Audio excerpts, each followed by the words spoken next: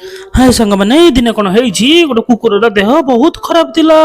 आउ से बाट दे जिते भी जीवजंतु जाउथिले केही कुकुर को रक्षा करि पारु नथिले। कुकुरर ई विकल अवस्था रे कुकुर खाली त्राही करूथिला, मते किए रक्षा करो, मते किए रक्षा करो। दिने कौन है से बाट दे गोटे गाईटे जाउथिला।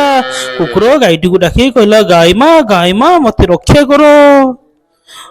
गाय এই কথা কুকুর জাଣିଥିଲା ଯେ ତାର ବଞ୍ଚିବାଟା ବହୁତ ମୁସ୍କିଲ। ଗାଈ ମଧ୍ୟ ଜାଣିଥିଲା ଯେ ତାର ବଞ୍ଚିବାଟା ବହୁତ କଠିନ ପାଠ। ତେଣୁକରି କଣ ହବ, ଗାଈ ଯେହେତୁ ମା ଥିଲା ତାକୁ ଦୟା ଲାଗିଲା।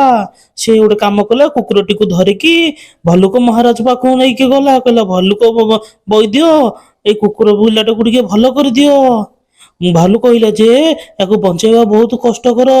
ଦେଖ କଣ ହଉଛି, ମୁଁ କିଛି ମେଡିସିନ ତମକୁ ଦଉଛି, ତମେ ଯାଇକି ତା ଦେହରେ ଲଗାଅ।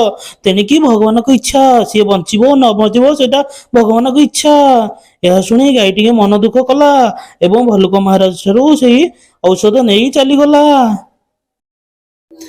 ଗାଈଟି ଦିନ ରାତି ସେବାରେ ଲାଗି ପଡିଲା ଏବଂ କୁକୁରଟିକୁ ବିଭିନ୍ନ ପ୍ରକାର ମଲମ ଦେଲା ଏବଂ ଦେଖିଲା କିଛି ଦିନ ପରେ କୁକୁରଟି ସୁସ୍ଥ ହବାରେ ଲାଗିଛି ଏବଂ କୁକୁରଟି ସମ୍ପୂର୍ଣ୍ଣ ସୁସ୍ଥ ହେଇଗଲା ଏବଂ ଗାଈ ସେଥିରେ ବୁଲିକି ସେ ଖେଳିବାକୁ ଲାଗିଲା। କୁକୁର ଏବଂ ଗାଈ ମଧ୍ୟରେ ବନ୍ଧୁତ୍ୱ ସ୍ଥାପନ ହେଲା। ସେ ଦି ଜଣ ମିଶିକି ବୁଲିବାକୁ ଲାଗିଲେ। କିଛି ଦିନ ଗଲା ପରେ ଗୋଟିଏ ସେଠିକୁ ଗଧିଆ ଆସିଲା ଏବଂ କୁକୁରକୁ କହିଲା, ହେ କୁକୁର ଭାଇ ଆସେ ଶିକାର କରିବାକୁ ଯିବା, ଶିକାର କରିବାକୁ ଯିବା। କୁକୁରଟି ପ୍ରଥମେ ପ୍ରଥମେ ଶିକାର କରିବାକୁ ମନା କରୁଥିଲା, କାରଣ ଗାଈଠାରୁ ସେ ଭଲ ସଂସ୍କାର ପାଇଥିଲା। ସେ ଶିକାର କରୁନଥିଲା। କିନ୍ତୁ କିଛି ଦିନ ଗଲା ପରେ କୁକୁରଟିକୁ ବୋର ଲାଗିଲା। ସେ ରହି ରହି ବୋର ହଉଥିଲା ଏବଂ ସେଇ ସମୟରେ ଗଧିଆ ତାକୁ ଡାକି ନେଲା ଶିକାର କରିବାକୁ। ତାପରେ କଣ ହେଲା ଦେଖନ୍ତୁ, ଗଧିଆ ଗୋଟେ ଗଧିଆ ଗୋଟେ ପଣ୍ଡାକୁ ମାରିଦେଲା ଏବଂ କୁକୁରଟିକୁ ଡାକିଲା ସାଙ୍ଗ ହୋଇ ଖାଇବାକୁ। କୁକୁରଟି ଆସିଲା, ସାଙ୍ଗ ହେଇକି ଭୋଜନ କରିବାରେ ଲାଗିଲେ।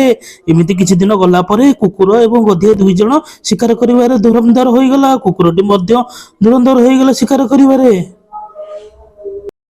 କିଛି ଦିନ ଗଲା ପରେ ନଈ ପାଖରେ ଗାଈଟି ପାଣି ପିଉଥିଲା, ତାକୁ ଗଧିଆ ଆଟାକ କଲା ଏବଂ ତାକୁ କାମୁଡିବାରେ ଲାଗିଲା।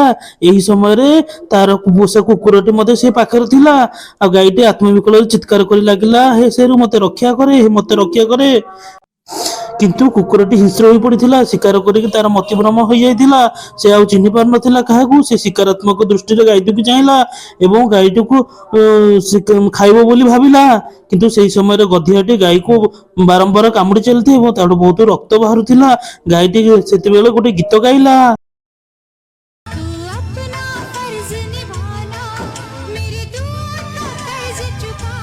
ଗାଈର ଏଇ କଥା ଶୁଣି କୁକୁର ସବୁ କଥା ମନେ ପଡିଗଲା ଏବଂ କୁକୁର ଦୌଡ଼ିକି ଗଧିଆ ଉପରେ ଆଟାକ କଲା, ଗଧିଆକୁ କାମୁଡି ଦେଲା। ଗଧିଆ ଦୌଡ଼ିକି ସେଠାରୁ ପଳେଇଗଲା ଏବଂ ଗାଈ ମାତାକୁ କୁକୁର କ୍ଷମା ମାଗିଲା, କହିଲା, ମା ମୋର ଭୁଲ ହେଇଗଲା, ମତେ କ୍ଷମା କରିଦିଅ।